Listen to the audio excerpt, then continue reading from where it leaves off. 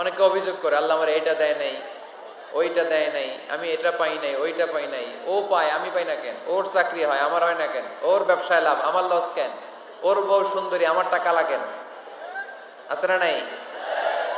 না, অভিযোগ করবেন না। আপনি যে অবস্থানে থেকে অখুশি, আপনি যে অবস্থানে থেকে আল্লাহর কাছে অভিযোগ করতেছেন, আপনার এই অবস্থানে আসার জন্য অনেকে আল্লাহর কাছে দোয়া করতেছে, ঠিক কিনা? কিন্তু আপনি এই অবস্থানে খুশি না। অনেকে এই অবস্থানে আসতে চায়, তাদের স্বপ্ন যে তারা একদিন আপনার স্থানে আসবে, কিন্তু আপনি আপনার জায়গায় থেকে খুশি না। এজন্য উনজুর ইলা মান হুয়া আসফালা মিনকা, তোমার চেয়ে যে খারাপ অবস্থায় আছে তার দিকে তাকাও, তাহলে তোমার মনের দুঃখ ঘুচিয়ে দিবে কে? আপনার চেয়ে যে খারাপ অবস্থানে আছে তার দিকে দেখেন কি অবস্থা। আপনি এইটা চান, ওইটা চান, কত কিছু লাগবে আপনার। হসপিটালে যে দেখেন ক্যান্সারে আক্রান্ত রোগীদের কি অবস্থা দেখেন। ক্যান্সার যার নেই কোনো অ্যান্সার, বাঁচবে না সে। ওরে যে জিজ্ঞেস করেন, ভাই আমি তো বাড়ি চাই, গাড়ি চাই, আমার অনেক অভিযোগ, আমি এটা চাই ওটা চাই, তুমি কি চাও? ক্যান্সার আক্রান্ত রোগীটা বলবে, আমি কিচ্ছু চাই না, আমি খালি বাঁচতে চাই। ক্যান্সার আক্রান্ত রোগীটা কি চায়? শুধু কি চায়? বাঁচতে চায়। আর আমাদের অনেক কিছু লাগবে। এজন্য বেঁচে যে আছি এই জন্যই আলহামদুলিল্লাহ। শ্বাস প্রশ্বাস যে নিতে পারতেছি, বেঁচে আছি, অনেক দিয়েছে প্রভু, আর কিছু লাগবে না। আলহামদুলিল্লাহ পড়েন। চাওয়ার কোনো শেষ নাই, আছে? লাউ আন্না লিকুল্লি ইবনি আদম ওয়াদিয়ান মিন যাহাব আহাব্বা আইয়াকুনা লাহু ওয়াদিয়ান ওয়া লা ইয়ামলা ফাহু ইল্লা তুরাব। প্রত্যেক বনি আদমকে আল্লাহ তাআলা একটা করে স্বর্ণের পাহাড়ের মালিকও যদি বানিয়ে দেয়। কিসের পাহাড়? সবাই বলেন। দেখছেন শরীয়তপুরে? শরীয়তপুরে নাই স্বর্ণের পাহাড়? কোন দেশে আছে? সৌদি আরব। স্বর্ণের পাহাড় নাই, স্বর্ণের খনি আছে। স্বর্ণের পাহাড় এই পৃথিবীতে হবে না, স্বর্ণের পাহাড় পাওয়া যাবে জান্নাতে, ঠিক কিনা? প্রত্যেককে যদি আল্লাহ একটা করে স্বর্ণের পাহাড়ের মালিকও বানিয়ে দেয়, তারা আরো একটা স্বর্ণের পাহাড়ের মালিক হতে চাইবে। আচ্ছা বুঝে শুনে উত্তর দেন তো, আল্লাহ যদি আমাকে একটা স্বর্ণের পাহাড়ের মালিক বানিয়ে দেয়, আমার 14 পুরুষ এই পাহাড়, স্বর্ণের পাহাড় কেটে কেটে ভেঙে ভেঙে বিক্রি করে খেয়েও এই পাহাড়ের অর্ধেকও কি শেষ করতে পারবো? তাহলে আরেকটা লাগবে কেন? স্বভাব, ঠিক কিনা? স্বভাব কি? মাইকে সমস্যা? শোনা যায় নাকি যায় না? ইয়েস নাকি নো? শোনা যায়? মাশাআল্লাহ। তো হাত দেখালেন কেন? এটা শোনা যায় না? তোমাদের ইয়েস নাকি নো? এই যে কই ইয়েস। হ্যাঁ, ইয়েস নাকি নো? অর্ধেক কইছি ইয়েস, অর্ধেক কইছে নো। আলামিন কই রে ভাই তুমি? আমাদের আলামিন ভাই কই? একটু ইয়েস করে দাও। এখানে যেখানে যেখানে নো আছে এগুলোর কি করে দিতে হবে? ইয়েস। তো একটা স্বর্ণের পাহাড়ের মালিক যদি আমি হই, আমার 14 পুরুষ খেয়েও শেষ করতে পারবে, তারপরেও আমি আরেকটা কেন চাই? স্বভাব। আল্লাহর হাবিব বললেন এটা স্বভাব। ওয়ালা ইয়ামলা আফাহু ইল্লা তুরাব। কবরের মাটি ছাড়া কোনো কিছুই তার এই জিহ্বাটারে থামাতে পারবে। যার আছে যত বেশি, তার আরো চাই তত বেশি। কবি বালাগাল উলা বিকামালিহি কাশাফাদ দুজা বিজামালিহি এই কবিতা লিখে বিখ্যাত হয়েছিলেন। তো ওনার একটা সময় আর্থিক দৈন্যতা যাচ্ছিল, টাকা পয়সা ছিল না, ফলে পায়ে দেওয়ার মতো জুতা ছিল না। কি ছিল না? জুতা ছিল না। তো খুব আফসোস করে একদিন মনে মনে আল্লাহরে বলে, আল্লাহ আমি এত বড় কবি, আমার পায়ে দেওয়ার মতো জুতা নাই। আহা, আফসোস করে ঘর থেকে বের হয়েছে। বের হয়ে দেখে এক ভিক্ষুক ভিক্ষা করে। ওই ভিক্ষুকের 2টা পাই নাই। ভিক্ষুকের 2টা, আর কবি সাহেবের কি নাই? জুতা নাই। কবি সাহেব যখন এই দৃশ্য দেখছে, হায় রে আমার তো পা আছে, এর তো পাই নাই, সেজদায় পড়ে গেল। আর আল্লাহরে বলে, আল্লাহ শুকর আলহামদুলিল্লাহ, বেশ ভালো আছি, আর কিছু লাগবে না। এজন্য শান্তি হচ্ছে শুকর আলহামদুলিল্লাহর ভিতরে। শান্তি কিসের ভিতরে? শুকর আলহামদুলিল্লাহর ভিতরে। এজন্য আওয়াজ করে পড়েন আলহামদুলিল্লাহ। আপনার চাহিদার কোনোদিন শেষ হবে না। দেখবেন যার পা নাই সে পা দেখে আফসোস করে, ইস লোকটা হেঁটে যায়, কি সুন্দর যায়, আমি তো হাঁটতে পারি না, যদি হাঁটতে পারতাম, যদি দুইটা পা থাকতো। যার পা আছে সে সাইকেলওয়ালাদেরকে দেখে আফসোস করে, ইস আমার যদি একটা সাইকেল থাকতো তাহলে তার হাঁটা লাগতো না, সাইকেল দিয়ে বাজারে যেতাম।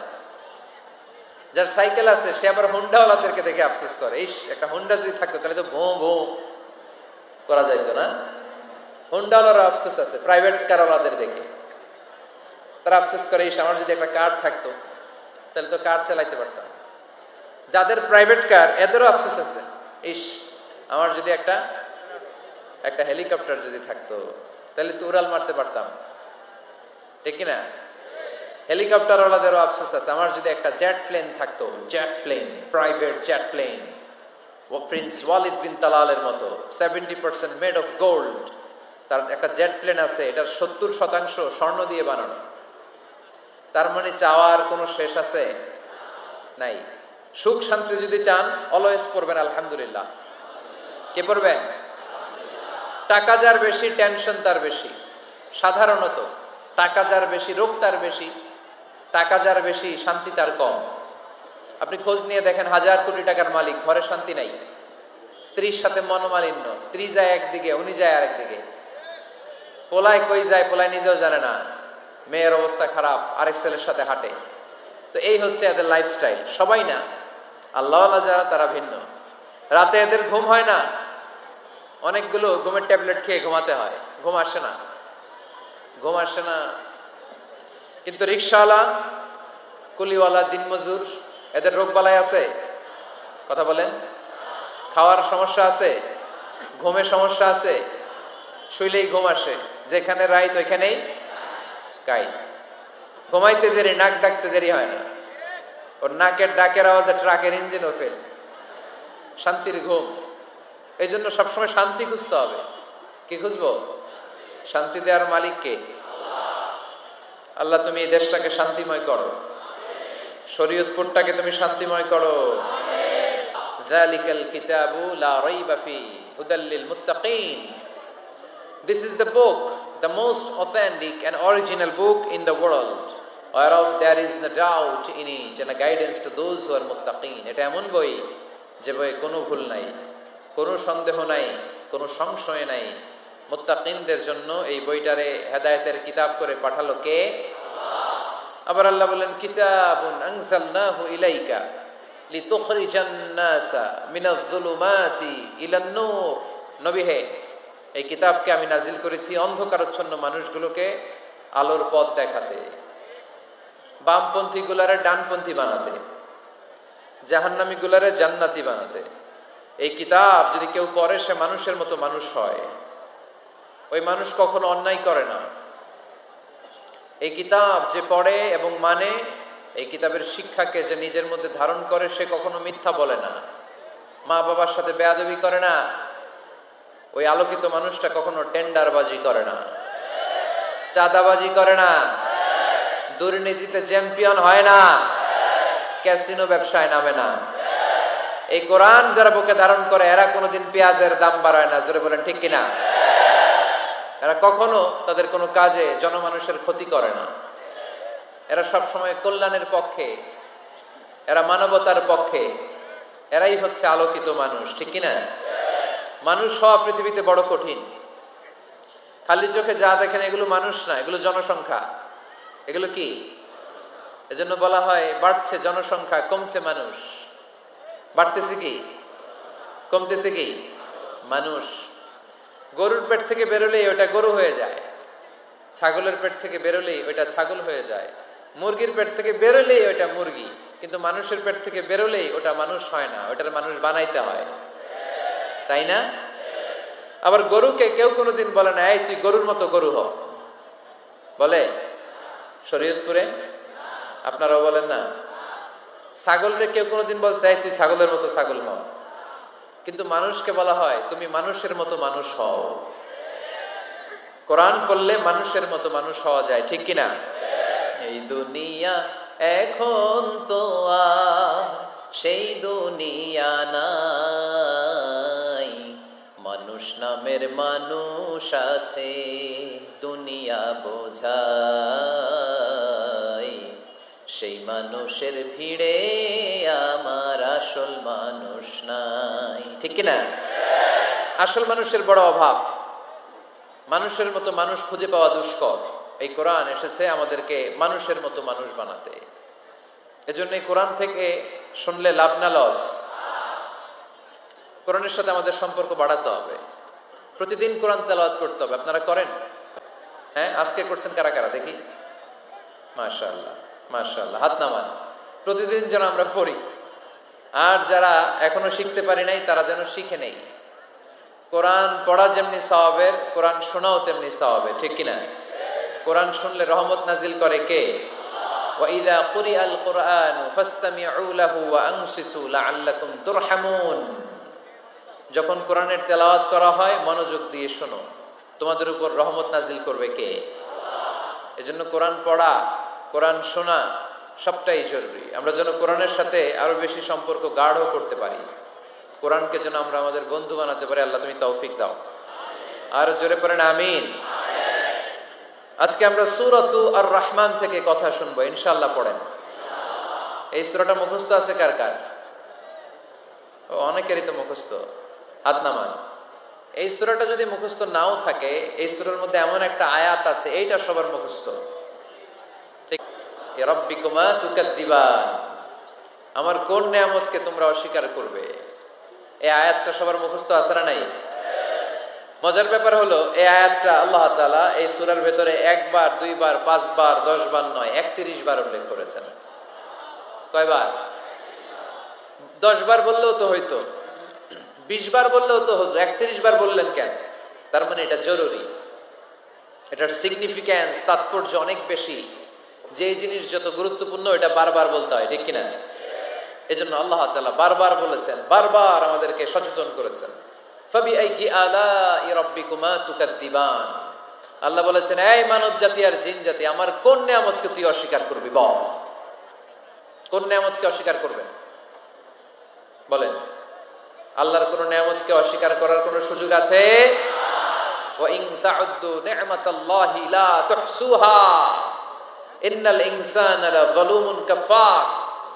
যদি আমার নিয়ামতগুলো গুনতে শুরু করে দাও, গুনতে গুনতে তোমার জীবন শেষ হয়ে যাবে, হায়াত ফুরিয়ে যাবে। আমি আল্লাহর নিয়ামত গুনে কশিন কালেও তোমরা শেষ করতে পারবে। সাগরের জল যদি কালি হয়ে যায়, গাছের পাতা যদি খাতা হয়ে যায়, সাগরের জল নামক কালি দিয়ে গাছের পাতা নামক খাতার উপরে যদি আল্লাহর প্রশংসা লিখতে শুরু করে দেন, আল্লাহ বলে গাছের পাতাও ফুরিয়ে যাবে, সাগরের জলও ফুরিয়ে যাবে, কিন্তু আমার প্রশংসা করে তোমরা শেষ করতে পারবে না।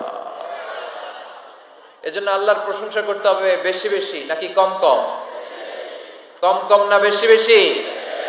ফাবিআইয়ি আলাই রাব্বিকুমা তুকাযযিবান, আমার কোন নিয়ামতকে তোরা অস্বীকার করবি বল? O mankind and jinnkind, which of my mercy and blessings you wanna deny? আমার কোন নিয়ামতকে অস্বীকার করবি? অস্বীকার করার সুযোগ আছে? নাই। আল্লাহর হাবিব সাল্লাল্লাহু আলাইহি ওয়াসাল্লাম এই সূরাটাকে বড় পছন্দ করতেন। সাহাবাদেরকে একবার তিনি এই সূরাটা তেলাওয়াত করে শোনালেন। সাহাবারা চুপচাপ, ঠিক যেমন এখন আপনারা চুপচাপ। আল্লাহর হাবিব বললেন, ও সাহাবারা, তোমরা তো এই সূরা শুনে চুপ করে বসে আছো, কিন্তু তায়েফের ময়দানে জিনদের কাছে এই সূরাটা আমি তেলাওয়াত করেছিলাম, তারা কিন্তু চুপচাপ বসে থাকে নাই। যতবার আমি ফাবিআইয়ি আলাই রাব্বিকুমা তুকাযযিবান পড়েছি, এই আয়াতের বিপরীতে তারা উত্তর দিয়েছে, কারণ এই আয়াতটা একটা প্রশ্ন। It's a question from your lord to mankind and jinnkind. এটা আল্লাহর পক্ষ থেকে মানব জাতি এবং জিন জাতির কাছে রেখে দেওয়া একটা প্রশ্ন। ফাবিআইয়ি আলাই রাব্বিকুমা তুকাযযিবান, আমার কোন নিয়ামতকে অস্বীকার করবি তুই? আল্লাহর কোন নিয়ামত অস্বীকার করার কোন ক্ষমতা আমাদের আছে? নাই, অসম্ভব। এজন্য এটা একটা প্রশ্ন। আল্লাহর হাবিব বললেন, ও আমার প্রাণের সাহাবারা, তোমাদের সামনে যখন সূরা রহমান তেলাওয়াত করলাম তোমরা চুপচাপ, কিন্তু তায়েফের ময়দানে যখন জিনদের কাছে তেলাওয়াত করেছি তখন তারা চুপচাপ থাকে নাই। যতবার আমি ফাবিআইয়ি আলাই রাব্বিকুমা তুকাযযিবান তেলাওয়াত করেছি, প্রত্যেকটা আয়াত শেষে এই প্রশ্নের উত্তর তারা দিয়েছে। সুবহানাল্লাহ পড়েন। যতবার এই আয়াতটা পড়েছি প্রত্যেকবার এই আয়াত শেষে তারা প্রশ্নের উত্তর দিয়েছে। তারা প্রত্যেকবার বলেছে, লা বিশাইইম মিন নিআমিকা রাব্বানা নুকাযযিবু ফালাকাল হামদু। আল্লাহ, তোমার কোনো নেয়ামত অস্বীকার করার কোনো সুযোগ নাই, সব প্রশংসার মালিক তুমি।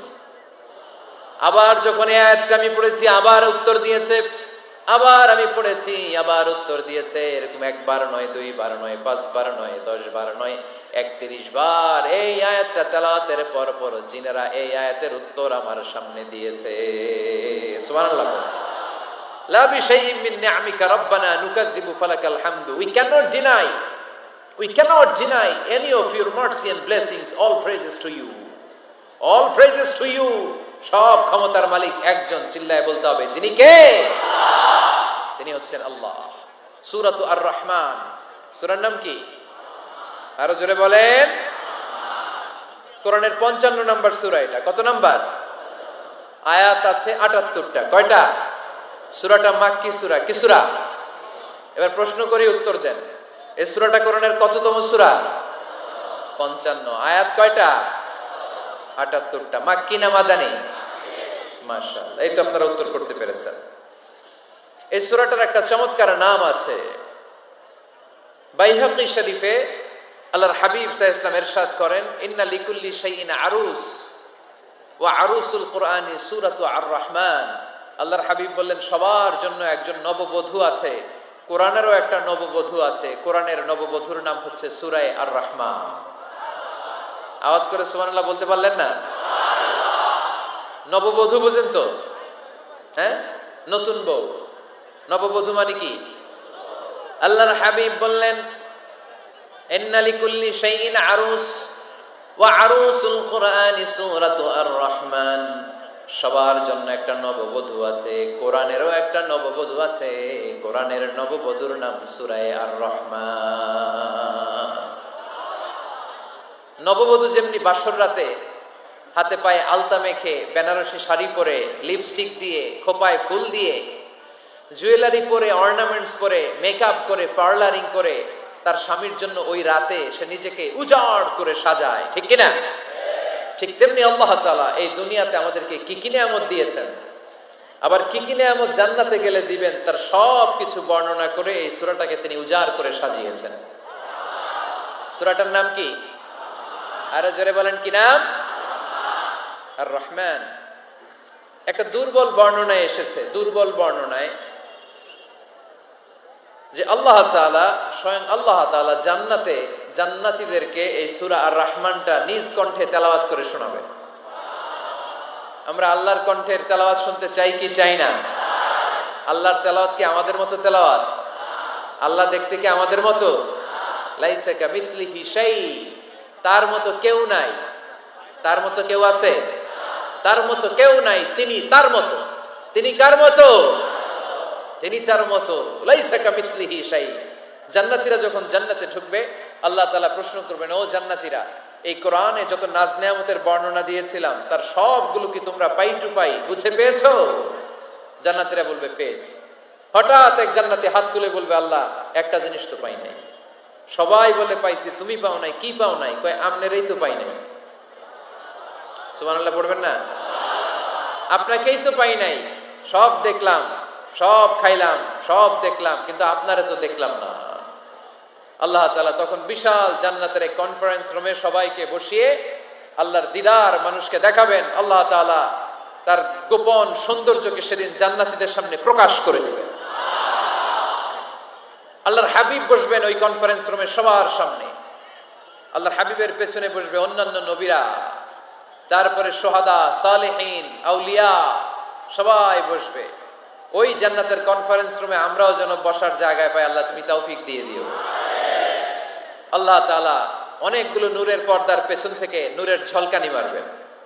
ওই ঝলকানি এক মুহূর্তের জন্য দিবেন। এক মুহূর্ত। কয় মুহূর্ত?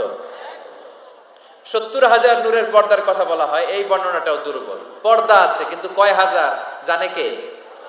আল্লাহ। ওই পর্দা সরিয়ে আল্লাহ তাআলা সৌন্দর্যের বা নূরের ঝলকানির এক আলোকচ্ছটা জান্নাতীদের সামনে তুলে ধরবেন এক মুহূর্তের জন্য। কয় মুহূর্ত?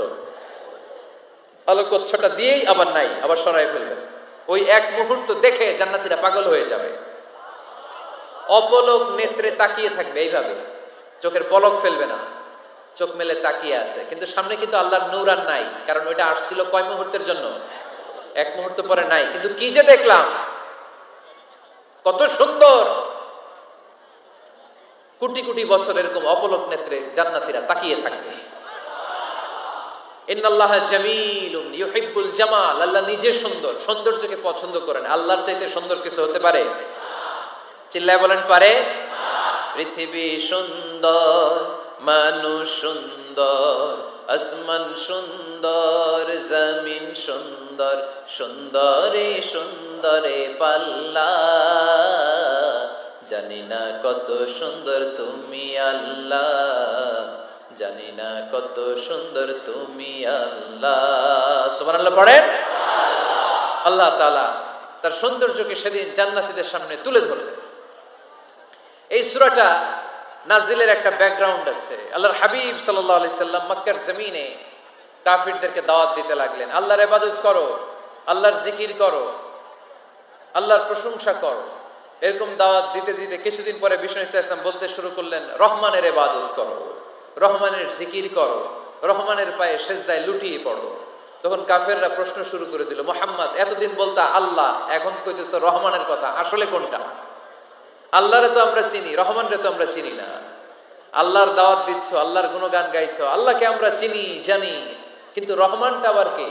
সে আবার কবে আসলো, কোত্থেকে আসলো, কবে থেকে আছে, কতদিন থাকবে? রহমানরে তো আমরা চিনি না।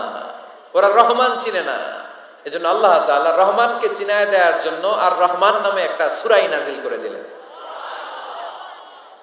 وَإِذَا قِيلَ لَهُمُ اسْجُدُوا لِلرَّحْمَنِ قَالُوا وَمَا الرَّحْمَنُ, যখন তাদেরকে বিশ্বনবী বললেন রহমানের পায়ে সেজদা দাও, রহমানের জন্য সেজদায় লুটিয়ে পড়ো, ক্বালু ওয়ামার রহমান, তারা বলল রহমানটা আবার কে? রহমান কে? আল্লাহ চিনি, রহমানকে তো চিনি না। এখন রহমানকে এটা চিনানোর দরকার আছে না নাই? রহমানকে এটা চিনানোর জন্য আল্লাহ তাআলা আর রহমান নামে কোরআনে একটা সূরা নাজিল করলেন। চিল্লায় পড়েন আল্লাহু আকবার। কাফেরদেরকে জানানোর জন্য রব্বুল আলামিন সূরাত আর রহমান নাজিল করলেন আর বললেন, আর রহমান আল্লামাল কুরআন খালাকাল ইনসান আল্লামাহুল বায়ান, দয়াময় রহমান শেখালেন কোরআন, বানালেন ইনসান শেখালেন বায়ান। দয়াময় রহমান শেখালেন কোরআন, বানালেন ইনসান শেখালেন বায়ান। দয়াময় রহমান শেখালেন কোরআন, বানালেন ইনসান শেখালেন বায়ান। দয়াময় রহমান শেখালেন কোরআন, বানালেন ইনসান শেখালেন বায়ান। আল্লাহু আকবার। আল্লাহ বলেন রহমানকে চিনো না? আর রহমান আল্লামাল কুরআন খালাকাল ইনসান আল্লামাহুল বায়ান। আমি হলাম রহমান, আমি দয়াময়, আমি মেহেরবান। আমার দয়ার কোনো শেষ নাই, আমার মায়ার কোনো শেষ নাই। আমার দয়া ভালোবাসা ছাড়া এই পৃথিবীতে কোনো কিছু হওয়া সম্ভব। ওয়াসিআত রাহমাতি কুল্লা শাই, সব জায়গায় আমার আল্লাহর রহমত আছে না নাই? আল্লাহর রহমত ছাড়া এক ফোঁটা বৃষ্টি আকাশ থেকে জমিনে ঝরে? আল্লাহর রহমত ছাড়া একটা গাছের পাতা মাটিতে পড়ে? আল্লাহর রহমত ছাড়া একটা শ্বাস আমরা ভেতরে ঢুকাতে পারি? আল্লাহর রহমত ছাড়া পৃথিবীতে কিচ্ছু সম্ভব না। চিল্লায় বলেন ঠিক কি না? আমার আল্লাহর দয়া ভালোবাসা যে কত বেশি আমরা জানি না, আমরা জানি না। আরশের বুকে আল্লাহ বিশাল সাইনবোর্ডে লিখে রেখেছেন, সাবাকাত রাহমাতি গাদাবি, সাবাকাত রাহমাতি গাদাবি। এর মানে হচ্ছে আমার রাগের উপরে আমার দয়া বিজয় লাভ করেছে। সাবাকাত রাহমাতি গাদাবি, আমার রাগও আছে, আল্লাহর রাগ আছে না? আমার দয়াও আছে, আল্লাহর দয়া আছে না? আল্লাহ বললেন আমার রাগও আছে, আবার আমার দয়াও আছে, তবে জেনে রেখো আমার রাগের চেয়ে দয়া বেশি। আল্লাহর কোনটা বেশি? দয়া বেশি। আমাদের পাপ অন্যায় যত বড় হোক, মনে রাখবেন আল্লাহর দয়া তার চাইতেও বড়। নাকি ছোট? আপনি যত বড় পাপ করেন না কেন, আমাদের জন্য আল্লাহর পক্ষ থেকে দয়া আছে না নাই? বনি ইসরাইলের এক লোক সিরিয়াল কিলার ছিল, খালি মার্ডার করতো, সিরিয়াল মার্ডার। 1টা 2টা 3টা 10টা 5টা করতে করতে করতে করতে 99টা মার্ডার করেছে। কয়টা? এলাকায় আছে নাকি এরকম কেউ? 99টা মার্ডার, কল্পনা করা যায়? 99 জন মানুষকে সে নিজ হাতে হত্যা করেছে। 99 মার্ডার করার পরে তার মনে ভয় আসলো, হায়রে না জানি আল্লাহ আমার সাথে কেমন আচরণ করে আখিরাতে, আমার তওবা আছে কিনা কপালে জানি না, আমার তো ক্ষমা নাই, কি করব আমি? তো সে লোকজনদেরকে জিজ্ঞেস করলো আমার ক্ষমা আছে কিনা, এটা কে বলতে পারবে, আমাকে আল্লাহ মাফ করবে কিনা? তারা সবাই বললো এই এলাকায় এক আল্লাহর ওলি আছে, তার কাছে যাও। সে আল্লাহর ওলির কাছে যেয়ে বলে, ও আল্লাহর ওলি, আমি 99টা হত্যা করেছি, 99টা মার্ডার, আমার কপালে ক্ষমা আছে কিনা তুমি একটু বলো। আল্লাহর ওলি কই, কি বললা? 99টা মার্ডার? হায় হায় সর্বনাশ, তোর কোনো ক্ষমা নাই। এবার যে মার্ডার করছে ও কয়, আমার যেহেতু ক্ষমা নাই, তোরে বাঁচায় রেখে লাভ কি, তোরেও দিলাম শেষ করে। এবার সেঞ্চুরি করে ফেলাইছে। কথা বুঝতেছেন? আমার যেহেতু ক্ষমা নাই, তো তোরে বাঁচায় রেখে কি লাভ, তোরেও শেষ করে দিলাম। এবার সেঞ্চুরি। সেঞ্চুরি করার পরেও ভয় আছে না নাই অন্তরে? অন্তরে তো আল্লাহর ভয়, কই যাবে? খুঁজতে লাগলো কে সমাধান দিতে পারবে। একজন বলল, ওই এলাকায় একজন বড় আলেম আছে, ওই আলেমের কাছে যাও। সে আলেমের কাছে যেয়ে বলে, আলেম, আমি 99টা হত্যা করেছি, এখন আমার বড্ড ভয় হয়, আল্লাহ আমারে মাফ করবে কিনা, তুমি একটু আমারে বলো।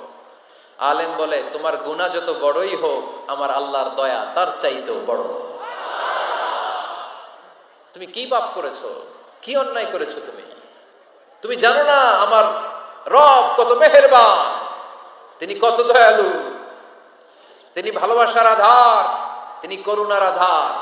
তোমার পাপ অন্যায় যদি হয় খালের পানির সমান, বিলের পানির সমান, আমার আল্লাহর দয়া সাগরের পানির সমান। তোমার পাপ আর অন্যায় যদি হয় পাহাড়ের সমান, আমার আল্লাহর ভালোবাসার দয়া হচ্ছে আকাশের সমান। তুমি যদি তওবার মতো তওবা করতে পারো, ক্ষমার মতো ক্ষমা চাইতে পারো, চোখের পানি ছেড়ে, চোখের পানির বড় দাম, চোখের পানির মধ্যে বিশাল কারিশমা, এটা আল্লাহ খুব পছন্দ করে। 2 ফোঁটা পানি আল্লাহ পছন্দ করে। এক, জেহাদের ময়দানে শহীদের গা বেয়ে ঝরে পড়া রক্তের ফোঁটা। 2 হচ্ছে অনুতপ্ত বান্দার চোখের পানির ফোঁটা। বান্দা যখন অনুতপ্ত হয়ে চোখের পানি ছেড়ে কাঁদে, তার চোখের পানি চোখবে, নাকের ডগাবে, মাটিতে পড়ার আগেই ওই অনুতপ্ত বান্দার সব গুনাহ আল্লাহ মাফ করে দেয়।